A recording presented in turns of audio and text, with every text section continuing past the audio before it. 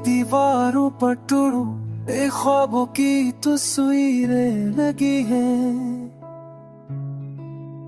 यादों की धूल पर चुम गई है,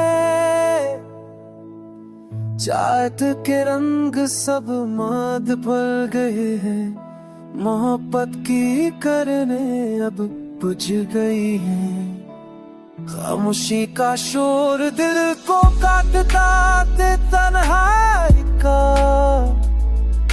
जहर रूह में खलता है। लम्हे सब जान है, वक्त सब बेकार है। तकदीर की लकीर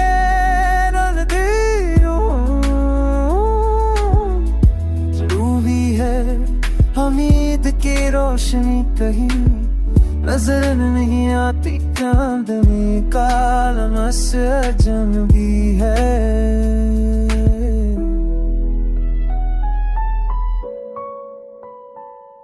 सितारों की झलक पुरानी है, हाँ के झूके जख्म देते हैं। बारिश के कतरे दिल को जला देते, महकते आगे जा रहे। आँखों की नमी जा रही है, आंसू की नदी बहती जाए। लबों पर हंसी अचल गई है। दिल के साज बज गए,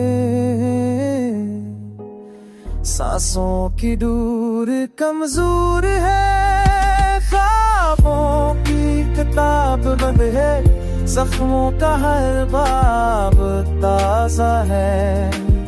यादों का हार आता है, दिल अब थम गया है।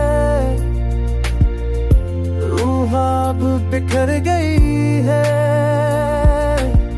अब कोई मंजिल नहीं है। अब कोई मस्ता नहीं है,